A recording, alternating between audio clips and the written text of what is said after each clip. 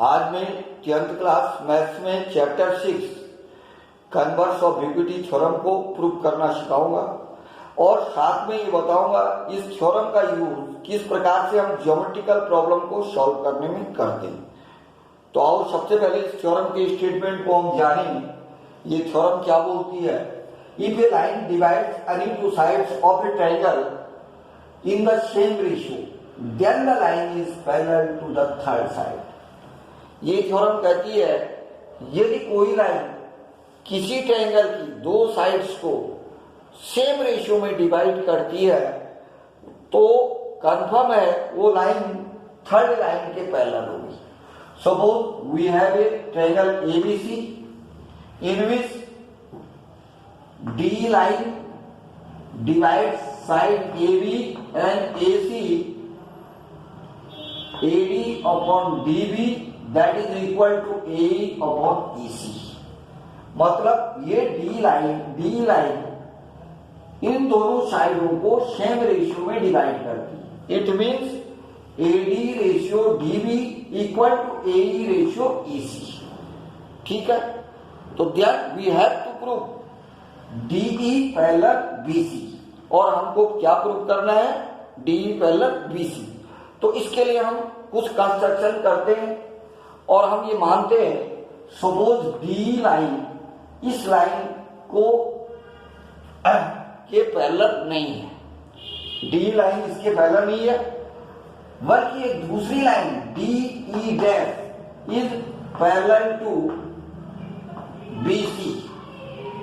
तो इसको प्रूव करने के लिए सबसे पहले सॉल्यूशन, और जैसे आप जानते हैं प्रूव करने के लिए फर्स्ट स्टेप होता है गिवन। तो गिवन में लिखेंगे in triangle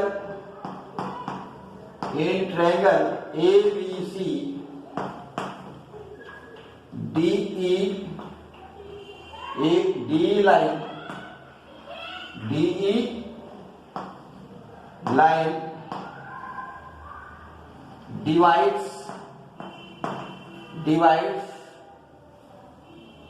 sides AB and AC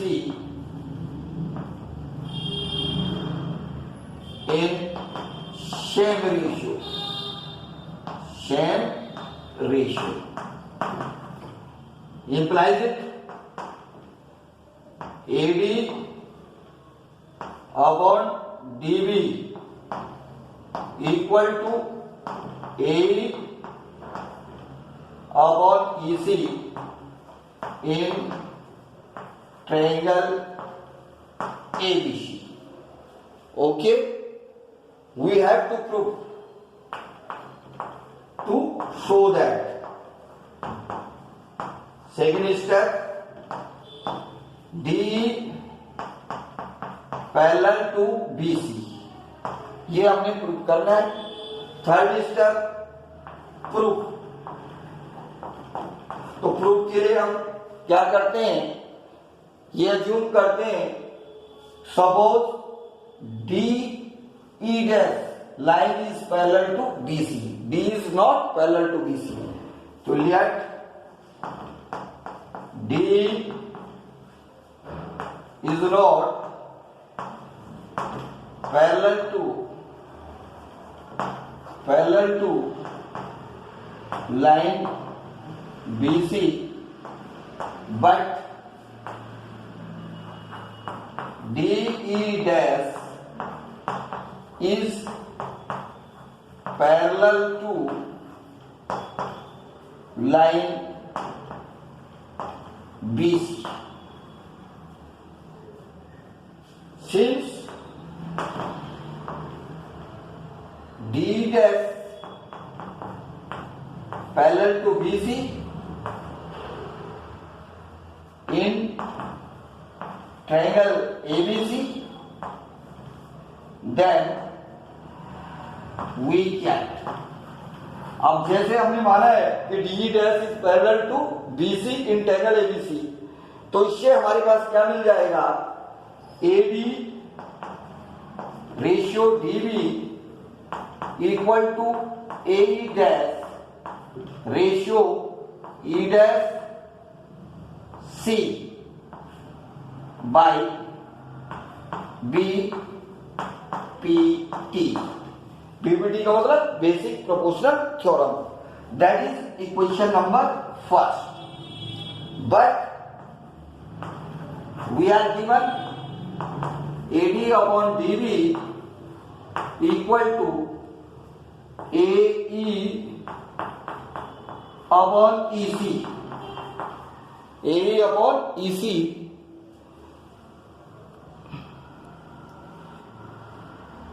with, इसके बाद देखिए आप, उसके बाद हम लिखेंगे, बट ये मैं ऊपर का मिटा रहा हूं,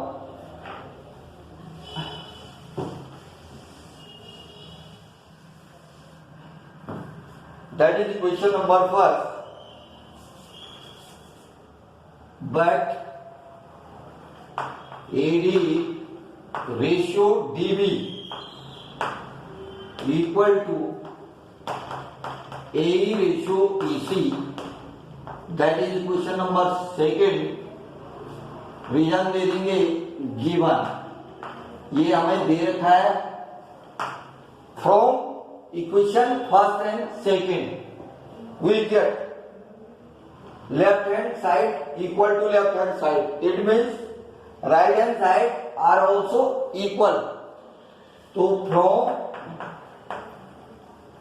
equation first and equation second we get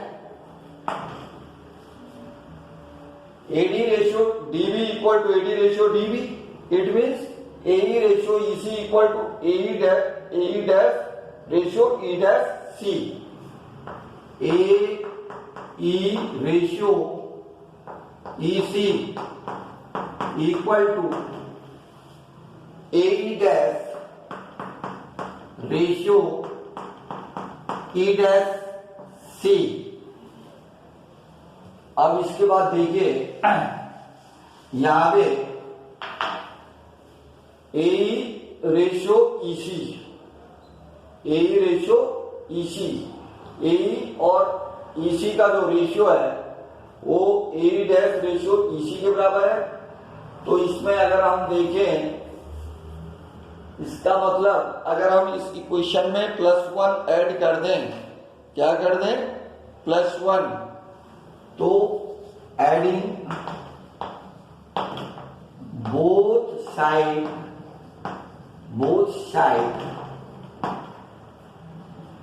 1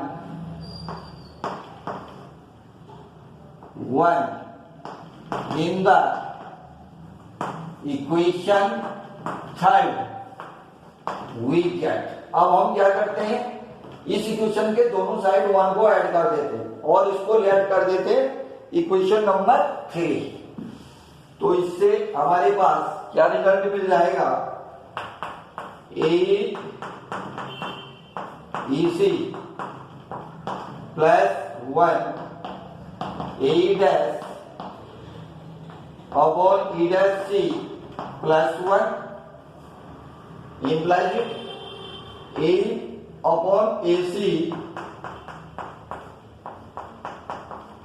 और ये प्लस EC हो जाएगा। कैसे, EC इससे मल्टीप्लाई हो जाएगा, जो एलसीएम का मेथड होता है। इसी प्रकार ये E डैश C इससे मल्टीप्लाई हो जाएगा, तो A dash plus E dash C equal to E dash C। अब हम क्या करेंगे, देखिए आप, AE dash plus EC, AE plus EC, A plus EC, तो ये हो जाएगा AC upon EC, AE dash plus E dash C, AE dash plus E dash C, इन दोनों को ऐड करेंगे तो AC निकल जाएगा। इसी प्रकार से ये भी आपका AC निकल गया और ये E डैश C, AC से AC कैंसिल हो जाएगा, तो हमारे पास जो रिजल्ट मिलेगा implies it EC equal to E dash C इसका मतलब सी सी के इक्वल है, सी और सी सेम पॉइंट्स है, इसका मतलब ई और ई डैश भी क्या होंगे, एक ही जगह पे होंगे, मानी कौन साइड होंगे, मतलब ई सी और ई डैश सी सेम है। जब सी पॉइंट दोनों के लिए कॉमन है, इसका मतलब ई डैश ई पे ही होगा, इसका मतलब हो गया ई implies E dash coincides E या E coincide E, मतलब E और E डैश दोनों एक ही हैं, एक दूसरे के संपाती इसको कहते हैं। तो जब ये दोनों एक ही होंगे तो इसका मतलब D जो लाइन है और D डैश वो दोनों सेम होने चाहिए, तो ये दोनों क्या होंगे, सेम ही होंगे, तभी ये रेशियो सेम होगा। सो इसका मतलब क्या हो गया, जब ई डैश ई के जो है पैरेलल है, ठीक है, तो इसका मतलब हो गया so D parallel B C, yes proof. देखिए हमने क्या माना था इसमें कि जो डी है ये दोनों साइडों को सेम रेशियो में डिवाइड करें, मानी AD ratio D B equal to A ratio E C, और हमें प्रूव करना है डी पैरेलल बी सी। हमने ये मान के चला कि D is not parallel to B C, हमने ये माना कि D E dash is parallel to B C. अब डी डैश जब पैरेलल होगी बी सी के, तो by BBT theorem AD ratio DB बराबर आ गया A E dash ratio E dash C, that is equation number first. Now AD ratio DB equal to A E ratio E C, that is equation number second. Given from equation first and second we get AD ratio DB equal to A E ratio E C equal to A E dash ratio E dash C. ये वाला result हमें मिल गया। इसमें हमने one both side add कर दिया, वो add इसलिए किया ताकि ये इसी आपका एक मिनट एसी आपका जो है सेम हो जाए, तो एसी से एसी कट गया तो इसी इक्वल टू ई डैश सी। इसका मतलब इसी और ई डैश सी क्या है, सेम है, मतलब सी और ई और ई डैश क्या है, एक ही पॉइंट है। और इसका मतलब जब डी डैश हमने बीसी के पैरेलल माना है, तो इसका मतलब डी पैरेलल बीसी के होगा, तो सो डी पैरेलल बीसी, यही जो है कन्वर्स ऑफ बीपीटी है।